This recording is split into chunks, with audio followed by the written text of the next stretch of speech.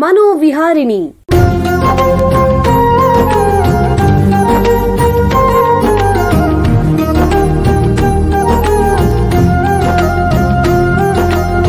ಬೆಂಗಳೂರಿನ ನಿಮ್ಹಾನ್ಸ್ ವತಿಯಿಂದ ಮಾನಸಿಕ ಆರೋಗ್ಯ ಮತ್ತು ನರವಿಜ್ಞಾನ ಕುರಿತ ಪ್ರಾಯೋಜಿತ ಶಿಕ್ಷಣ ಮಾಲಿಕೆ.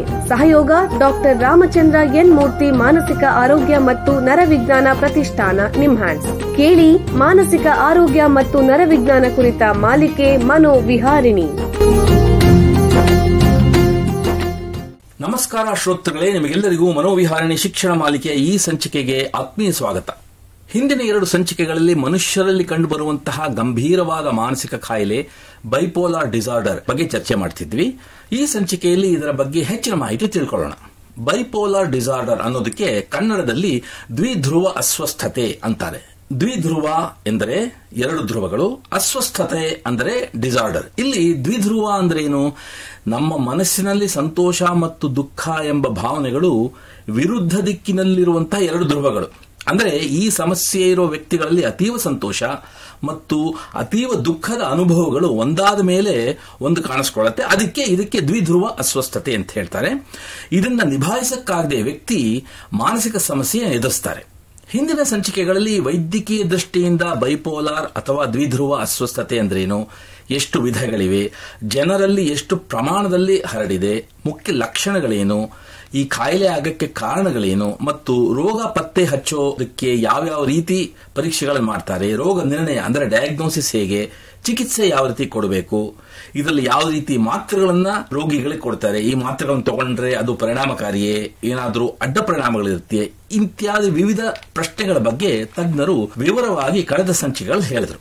ಈಗ ಮುಂದಿನ ಪ್ರಶ್ನೆ ಏನು ಅಂತಂದ್ರೆ, ಬೈಪೋಲಾರ್ ಡಿಸಾರ್ಡರ್ ಇರುವ ವ್ಯಕ್ತಿಗಳಿಗೆ ಔಷಧಿ ಅಲ್ಲದೆ ಅಂದ್ರೆ ಔಷಧೇತರ ಚಿಕಿತ್ಸೆ ಯಾವ್ದಾದ್ರು ಇದೆಯೇ, ಇದ್ರೆ ಯಾವ್ಯಾವ ರೀತಿ ಇದಿವೆ, ಈ ಬ್ರೈನ್ ಸ್ಟಿಮ್ಯುಲೇಷನ್ ಅಥವಾ ಮಿದುಳಿನ ಪ್ರಚೋದನೆ ಅಂತ ಹೇಳ್ತಾರೆ ಅದನ್ನ ಮಾಡಬಹುದೇ, ಅಥವಾ ಮಾನಸಿಕ ಚಿಕಿತ್ಸೆ ಅಂದ್ರೆ ಸೈಕೋಥೆರಪಿ, ಕೌನ್ಸಿಲಿಂಗ್ ಅಂತಹದ್ದು ಮಾಡಬಹುದೇ. ಇನ್ನೊಂದು ವಿಷಯ ಏನು ಅಂತಂದ್ರೆ, ರೋಗಿಯಿಂದ ನೋಡಿಕೊಳ್ಳುವಂತಹ ಕೇರ್ ಗಿವರ್ ಅಂದ್ರೆ ಆರೈಕೆದಾರರ ಸಮಸ್ಯೆಗಳೇನು, ಅವರಿಗೆ ನಾವು ಯಾವ ರೀತಿ ಸಪೋರ್ಟ್ ಬೆಂಬಲ ಕೊಡಬಹುದು, ಮತ್ತು ದೀರ್ಘಕಾಲಿಕವಾಗಿ ಕಾಯಿಲೆಯಿಂದ ಬಳಲ್ತಾ ಇರೋ ವ್ಯಕ್ತಿಗಳಿಗೆ ರಿಹ್ಯಾಬಿಲಿಟೇಷನ್ ಅಥವಾ ಪುನರ್ವಸತಿ ಸಾಧ್ಯವೇ, ಇಂತಹ ವಿಷಯಗಳ ಬಗ್ಗೆ ತಜ್ಞರ ಹತ್ತಿರ ಇವತ್ತು ಮಾಹಿತಿ ಪಡ್ಕೊಳ್ಳೋಣ. ಮನೋವೈದ್ಯಕೀಯ ಕ್ಷೇತ್ರದಲ್ಲಿ ಸುಮಾರು 15 ವರ್ಷಗಳಿಂದ ವೈದ್ಯಕೀಯ ಸೇವೆ ಮತ್ತು ಸಂಶೋಧನೆ ಮಾಡ್ತಾ ಇರೋ ನಿಮ್ಹಾನ್ಸ್ ಸೈಕ್ಯಾಟ್ರಿ ವಿಭಾಗದ ಸಹಾಯಕ ಪ್ರಾಧ್ಯಾಪಕರಾಗಿರೋ ಡಾಕ್ಟರ್ ಪ್ರೀತಿ ರೆಡ್ಡಿ ಅವರು ನಮ್ಮ ಜೊತೆಗಿದ್ದಾರೆ. ಅವ್ರನ್ನ ಸ್ವಾಗತಿಸೋಣ. ನಮಸ್ಕಾರ ಡಾಕ್ಟರ್ ಪ್ರೀತಿ ರೆಡ್ಡಿ ಅವರೇ. ನಮಸ್ಕಾರ ಸರ್. ನಿಮಗೆ ಈ ಕಾರ್ಯಕ್ರಮಕ್ಕೆ ಸ್ವಾಗತ.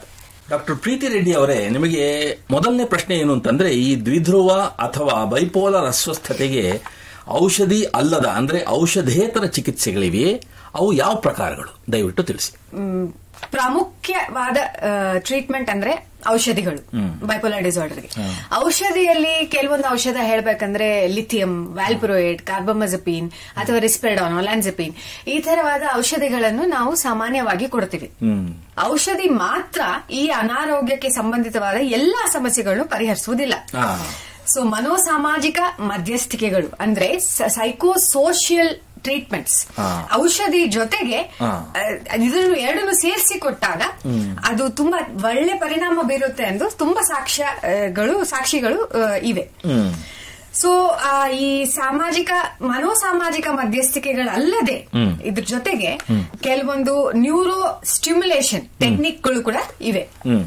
ಈ ಉನ್ಮಾದ ಆಗ್ಲಿ ಅಥವಾ ಡಿಪ್ರೆಷನ್ ಅಂತ ಏನಾಗ್ಲಿ, ಖಿನ್ನತೆ ಆಗ್ಲಿ ಮರುಕಳಿಸಲು ತುಂಬಾ ಸಾಧ್ಯತೆಗಳಿರ್ತವೆ ಬೈಪೋಲಾರ್ ಡಿಸಾರ್ಡರ್ಲಿ.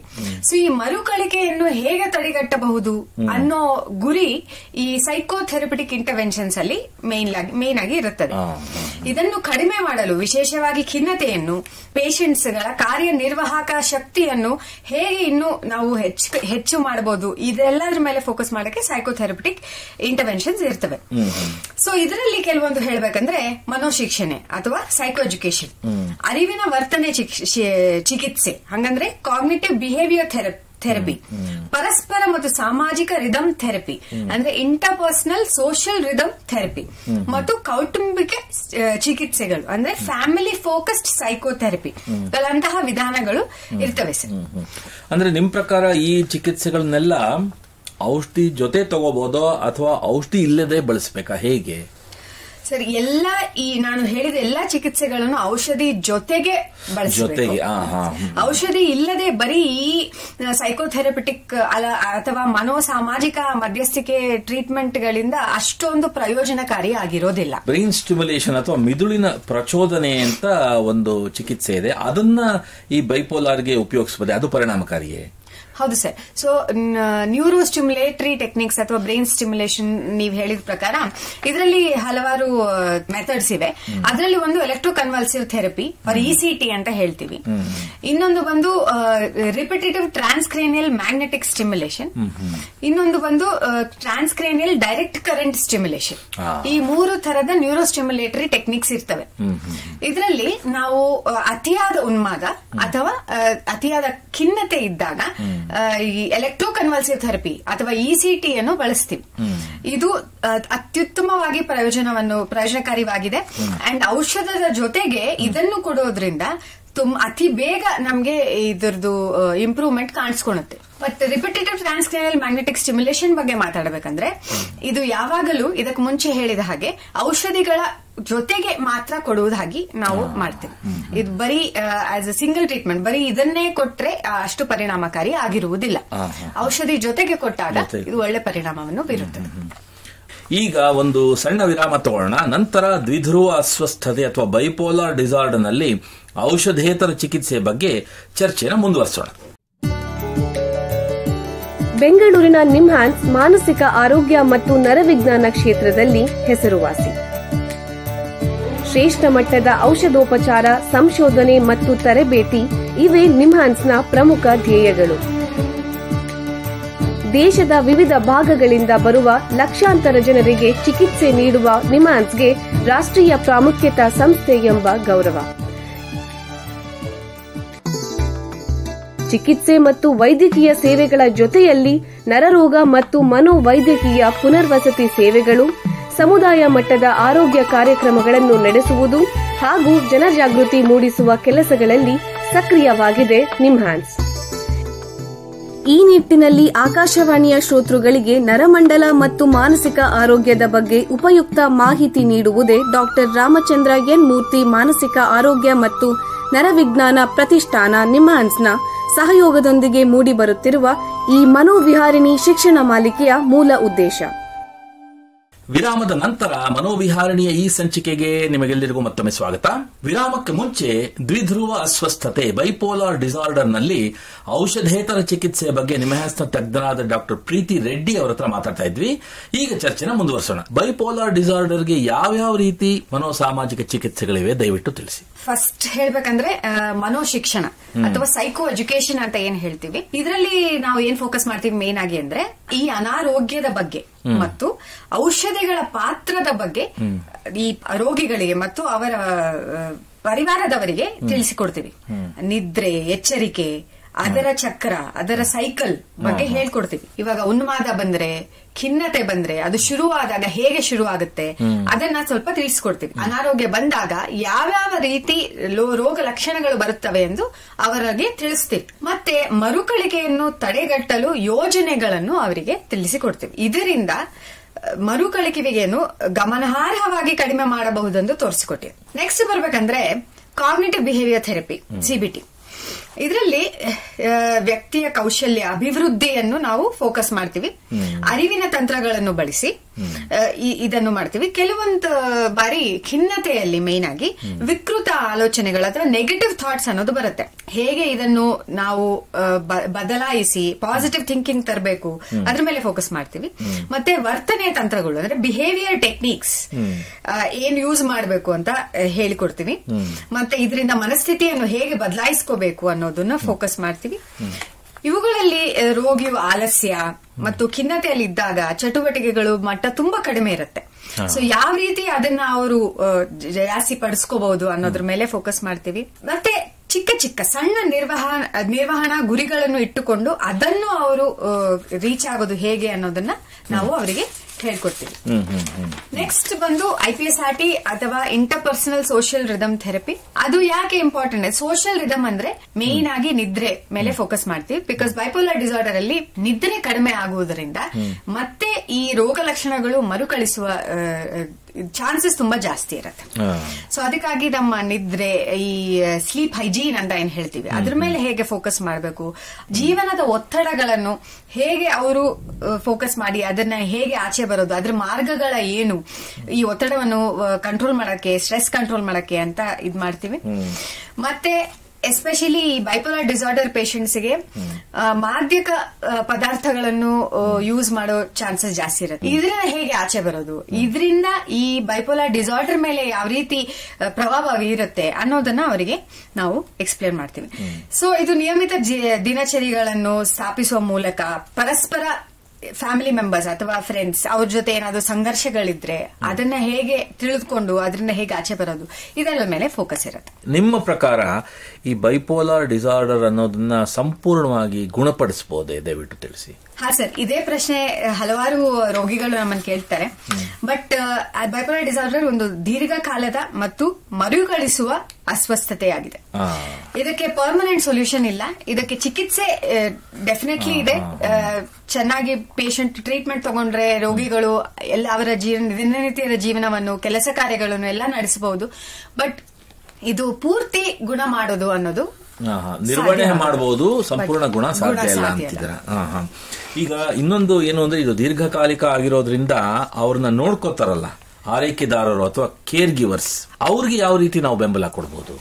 ಇದು ತುಂಬಾ ಇಂಪಾರ್ಟೆಂಟ್ ಕ್ವೆಶ್ಚನ್ ಸರ್. ತುಂಬಾ ಇದು ಯಾಕಂದ್ರೆ ಎಲ್ಲರೂ ರೋಗಿ ಮೇಲೆ ಫೋಕಸ್ ಮಾಡ್ತಾರೆ ಹೊರತು ಅವ್ರ ಫ್ಯಾಮಿಲಿ ಮೆಂಬರ್ಸ್ ಮೇಲೆ ಯಾರು ಫೋಕಸ್ ಮಾಡೋದಿಲ್ಲ. ಯಾಕಂದ್ರೆ ಈ ರೋಗ ಇರುವವರು ಕೂಡ ಅವರು ಕಾರ್ಯನಿರ್ವಹಣೆ ಅಷ್ಟು ಚೆನ್ನಾಗಿರೋದಿಲ್ಲ. ಸೊ ಅವ್ರ ಕೆಲ್ಸಕ್ಕೆ ಹೋಗದೆ ಇರ್ಬೋದು, ಅವರು ಮದುವೆ ಆಗದೆ ಇರ್ಬೋದು, ಅವ್ರನ್ನೇ ಅವ್ರ ಅಪ್ಪ ಅಮ್ಮ ನೋಡ್ಕೋತಾ ಇರ್ಬೋದು, ಇಲ್ಲ ಅಕ್ಕ ತಂಗಿ ಯಾರಾದ್ರೂ ನೋಡ್ಕೋತಾ ಇರ್ಬೋದು. ಸೊ ಈ ರೀತಿ ಇರ್ಬೇಕಾದ್ರೆ ಅವರ ಮೆಂಟಲ್ ಹೆಲ್ತ್, ಆರೋಗ್ಯ, ಮಾನಸಿಕ ಆರೋಗ್ಯದ ಬಗ್ಗೆ ಅವರು ಯೋಚನೆ ಮಾಡೋದೇ ಇಲ್ಲ. ಅಂಡ್ ಅದ್ರ ಬಗ್ಗೆ ಯಾರು ಅವ್ರನ್ನ ವಿಚಾರಿಸೋದಿಲ್ಲ. ಸೊ ನಾವು ಈ ತರ ಕ್ರಾನಿಕ್ ಡಿಸಾರ್ಡರ್ಸ್, ಕಾಯಿಲೆಗಳಿರೋ ರೋಗಿಗಳ ಫ್ಯಾಮಿಲಿ ಮೆಂಬರ್ಸ್ ಹೇಳೋದೇನಂದ್ರೆ, ನೀವು ನಿಮ್ಮ ಮಾನಸಿಕ ಆರೋಗ್ಯವನ್ನು ಫಸ್ಟ್ ಕಾಪಾಡಿಕೊಳ್ಳಿ.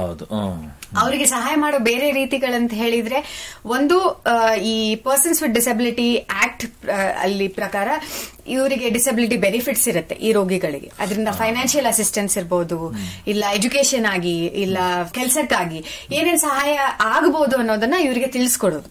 ಇದರಿಂದಾಗಿ ಸ್ವಲ್ಪ ಫೈನಾನ್ಷಿಯಲ್ ಹೆಲ್ಪ್ ಸಿಗುತ್ತೆ ಫ್ಯಾಮಿಲಿ ಮೆಂಬರ್ಸ್ಗೆ. ಅದೊಂದು. ಮತ್ತೆ there are lot of help groups. So ಈ ತರ ಗ್ರೂಪ್ಸ್ ಗೆ ಇವರಿಗೆ ರೆಫರ್ ಮಾಡ್ತೀವಿ. ಸೊ ಇದರಲ್ಲಿ ಏನಂತ ಹೇಳಿದ್ರೆ, ಈ ತರ ಬೇರೆ ರೋಗಿಗಳು ಅವರೆಲ್ಲ ಈ ತರ, ಇಲ್ಲಾಂದ್ರೆ ಅವರ ಫ್ಯಾಮಿಲಿ ಮೆಂಬರ್ಸ್ ಎಲ್ಲರೂ ಗ್ರೂಪ್ ಅಲ್ಲಿ ಸಪೋರ್ಟ್ ಗ್ರೂಪ್ಸ್. ಸೊ ಅದಕ್ಕೆ ಅವರಿಗೆ ರೆಫರ್ ಮಾಡಬಹುದು. ಇಲ್ಲ ಅವರಿಗೆ ಏನಾದ್ರೂ ಮಾನಸಿಕ ಸಮಸ್ಯೆ ಇದ್ರೆ ಅವರಿಗೂ ಸಹ ಫಸ್ಟ್ ನಾವು ಟ್ರೀಟ್ಮೆಂಟ್ ಕೊಡ್ಬೇಕಾಗುತ್ತೆ. ಸೊ ಈ ರೀತಿ ಸಹಾಯ ಮಾಡಬಹುದು. ಈ ಬೈಪೋಲಾರ್ ಇರುವಂತಹ ವ್ಯಕ್ತಿಗಳಲ್ಲಿ ಪುನರ್ವಸತಿ ಅಂದ್ರೆ ರಿಹ್ಯಾಬಿಲಿಟೇಷನ್ ಹೇಗ್ ಮಾಡಬಹುದು? ಇದಕ್ಕೋಸ್ಕರ ಯಾರನ್ನ ಸಂಪರ್ಕಿಸಬೇಕು ದಯವಿಟ್ಟು ತಿಳಿಸಿ. ಸರ್, ನಿಮ್ಹಾನ್ಸ್ ಅಲ್ಲಿ ಮನೋವೈದ್ಯಕೀಯ ಪುನರ್ವಸತಿ ಸೇವೆಗಳು ನಡೆಸ್ತೀವಿ. ಇದರಲ್ಲಿ ನಾವು ಹಲವಾರು ವೃತ್ತಿಪರ ತರಬೇತಿ ವಿಭಾಗಗಳಿವೆ, ತರಬೇತಿ ಕೊಡ್ತೀವಿ. ಮತ್ತೆ ರೋಗಿಗಳಿಗೆ ಸೂಕ್ತವಾದ ಉದ್ಯೋಗಾವಕಾಶಗಳನ್ನು ಹುಡುಕಿಕೊಡುವ ಸಹಾಯ ಕೂಡ ಮಾಡ್ತೀವಿ. ತೀವ್ರ ಅಸಮರ್ಪಕತೆಯಿಂದ ಬಳಲುತ್ತಿರುವ ರೋಗಿಗಳಿಗೆ ಅವರ ಮಾನಸಿಕ ಆರೋಗ್ಯವನ್ನು ನೋಡಿಕೊಳ್ಳಲು ಹಾಗೂ ಅವರ ಕಾರ್ಯವನ್ನು ಸುಧಾರಿಸಲು ಕೇಂದ್ರಗಳನ್ನು ನಾವು ಅವರ ಕುಟುಂಬದವರಿಗೆ ಹುಡುಕಿ ಕೊಡ್ತೀವಿ. ಸರ್ಕಾರಿ ಹಾಗೂ ಖಾಸಗಿ ವಲಯದಿಂದ ನಡೆಸಲ್ಪಟ್ಟುವ ಇಂತಹ ಹಲವಾರು ಕೇಂದ್ರಗಳು ಇವೆ. ಮಾಹಿತಿ ಬೇಕಾದ್ರೆ ನಿಮ್ಹಾನ್ಸ್ ಸಂಪರ್ಕಿಸಬೇಕು ಅಂತ ಹೇಳ್ತಾ ಇದ್ದಾರೆ. ಬಹಳ ಉಪಯುಕ್ತ ಮಾಹಿತಿ ನೀಡಿದ್ದೀರಾ. ನೋಡಿ, ನಿಮ್ಮ ಹತ್ರ ಮಾತಾಡ್ತಾ ಕಾಲ ಕಳೆದಿದ್ದೇ ಗೊತ್ತಾಗ್ಲಿಲ್ಲ. ಇಲ್ಲಿಗೆ ಸಂಚಿಕೆ ಮುಗಿಸುವಂತ ಸಮಯ ಆಗ್ತಾ ಇದೆ. ಡಾಕ್ಟರ್ ಪ್ರೀತಿ ರೆಡ್ಡಿ ಅವರೇ, ಎಲ್ಲ ಕೇಳುಗರಿಗೆ ದ್ವಿಧ್ರುವ ಅಸ್ವಸ್ಥತೆ ಬೈಪೋಲಾರ್ ಡಿಸಾರ್ಡರ್ ನಲ್ಲಿ ಔಷಧೇತರ ಚಿಕಿತ್ಸೆ ಬಗ್ಗೆ ಉಪಯುಕ್ತ ಮಾಹಿತಿ ನೀಡಿದಿರಾ. ನಿಮಗೆ ಎಲ್ಲರ ಪರವಾಗಿ ಧನ್ಯವಾದಗಳು. ಶ್ರೋತೃಗಳೇ, ಮಾನಸಿಕ ಆರೋಗ್ಯ ಮತ್ತು ನರವಿಜ್ಞಾನದ ಬಗ್ಗೆ ಇನ್ನೂ ಹೆಚ್ಚಿನ ಮಾಹಿತಿಯೊಂದಿಗೆ ಮನೋವಿಹಾರಣೆಯ ಮುಂದಿನ ಸಂಚಿಕೆಯಲ್ಲಿ ಭೇಟಿಯಾಗೋಣ. ನಮಸ್ಕಾರ. ಇಲ್ಲಿಯವರೆಗೆ ಬೆಂಗಳೂರಿನ ನಿಮ್ಹಾನ್ಸ್ ವತಿಯಿಂದ ಮಾನಸಿಕ ಆರೋಗ್ಯ ಮತ್ತು ನರವಿಜ್ಞಾನ ಕುರಿತ ಪ್ರಾಯೋಜಿತ ಶಿಕ್ಷಣ ಮಾಲಿಕೆ ಮನೋವಿಹಾರಿಣಿ ಕೇಳಿದಿರಿ.